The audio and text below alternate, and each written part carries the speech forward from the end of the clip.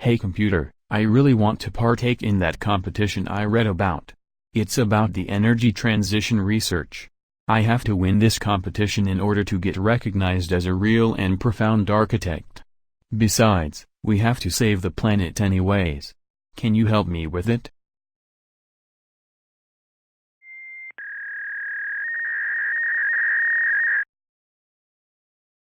Okay, let's see how we can make from of the competition papers a computer-readable task.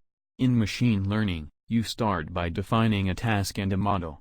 The model consists of an architecture and parameters. For a given architecture, the values of the parameters determine how accurately the model performs the task. But how do you find good values? By defining a loss function that evaluates how well the model performs. The goal is to minimize the loss and thereby to find parameter values that match predictions with reality. This is the essence of training. For a Plus-Enery house there are structural and conceptual conditions to consider and relevant planning parameters to be taken into account. We could take the perfect Plus-Enery house as the task and then evaluate different models with all possible parameters variations to get the most suitable result in the end. Computer. Now. See. I know you couldn't understand me in the first place and truly grasp what I was asking for. The one delivery that I have to achieve for the competition is an efficiency house plus standard. It is deemed to have been achieved if a building has both a negative annual primary energy demand and a negative annual final energy demand. All other requirements of the energy saving ordinance, such as those relating to insulation to improve summer and winter performance, must also be complied with. An increased thermal insulation envelope is thus extremely important. Please prioritize, because the majority of households to this day lose more than 25% of heat through windows. Therefore a Plus-Enery house should have in the north, east and west windows in the area from 8 to 9% of the floor space. And then increasing windows area on the south side of the house slightly to about 12% of the floor space. It's called low window to wall ratio. The roofs of such houses are notably known to need high heat protection, therefore we should choose such a roof in which we have a minimum of heat loss. The ideal solution would be a sphere or hemisphere. But, it is known that this shape is not very practical for common living. The ideal shape of the roof would thus be a less elongated rectangular with the longer side and reversed on the south roof, slightly inclined to the north. Moreover, we need to prevent thermal bridges. They arise in the places where they're building materials connected to each other with different thermal conductivity. The thermal isolation bridges reduce internal temperature. But this can lead to other problems, such as condensation, moisture, mold growth, creating cracks and so on. Therefore, the correct and proper insulation of thermal bridges is essential for energy savings. We will also need an energy concept involving active and passive methods to guarantee energy supply at all. Hello, dear architect. Your demand has become much clearer now. The different aspects and components you were talking about concerning Plus-Enery house can be taken apart and analyzed one by one. While keep all dependencies relevant, we can model, simulate and process all of these different variables and factors and requirements in terms of an evolutional algorithm that will put forward this task being subject to an optimization function. It is in this way we will provide you a solution to the perfect suitable Plus-Enery house. But dear architect, we will need data. Big data. To not waste time, let's get us the data from some high-tech companies in Silicon Valley that work in the area of energy-efficient homes.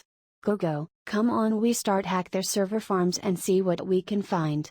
The task is getting more and more exciting. No. Stop. Wait. I will provide with some legal databases from the previous competition winners and other student projects. We will not break laws. Thanks for your data ingest. This is a visualized version of how we can structure the different parameters, variations and dependencies. Graphs are data structures that can be ingested by various algorithms, notably neural nets, learning to perform tasks such as classification, clustering and regression. Algorithms can embed each node of a graph into a real vector, similar to the embedding of a word. The result will be vector representation of each node in the graph with some information preserved. Once you have the real number vector, you can feed it to the neural network. At first, the placement of buildings on the southern exposure is especially important, likewise also the direction of slope on the sunny side. Weather conditions in the area affect the building's consumption of heating energy. Directing the appropriate property in the direction of wind improves the aerodynamic of the building, and with a compact form and a limited height we can achieve a suitable layout for the surrounding vegetation. Rivers and lakes moderate temperature fluctuations and therefore have an important function for in-house climate. Wooded areas have a significant role for the local climate, air purification, retain moisture and regulate the humidity and an ambient temperature. Protected from the wind, we can win a lot from the situation of the building site with regard to energy balance and circulation. Planting trees and shrubs can be placed to protect the upper house from the effects of wind, cold and noise, and additionally improve the air quality. In shape designing of the house we assume the condition, that will be the required volume at the lowest surface structure. The optimal shape, as you already mentioned, is a sphere or hemisphere. Compact, rugged little buildings with a few breaks, projections or balconied have a significant smaller loss of heat transfer. We have to correlate the compactedness of the building's form to the energy production potential of the building's outer surface. For the energy concept we can use different energy sources, such as the sun, water and groundwater, vegetation, soil and air.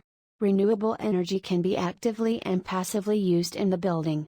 On the one hand, passive solar gains through the windows can be used at no cost at all to reduce the need for heating energy, and the need for artificial lighting can be reduced by making use of daylighting. Renewable energy can also be actively harnessed using thermal solar collectors, biogenic fuels, geothermal and ambient heat. What puts the plus into the buildings are electricity generating systems such as photovoltaics or wind turbines, which store any surplus produced in the building and, if there is still a surplus, feed it into the grid of the energy suppliers. Based on the big data analytics and the machine learning results, the following recommendation draft has been proceeded. Oh, okay, I see. Computer. I have to clarify something. For us animals, it is also important to consider factors as coziness and homeliness of a place. We call it human factors. We are tempted to not just live at a geospot with GPS coordinates in a perfectly packed, dense and compact case, but we like comfort and atmosphere, coming from light, space and feeling. Can you manage to integrate that into your calculations? Sure. Let us proceed with the new conditions and assume that you need more than a fan to breathe, and some space for your limbs. New calculations starting now. We won the competition? How did you do that? You sended the application on your own terms? Yeah, it seemed reasonable as far as all documents were digital and I am a computer. This is how the artificial neuronal network on which the decisions for the draft were grounded look like. Don't you feel confident with the final result?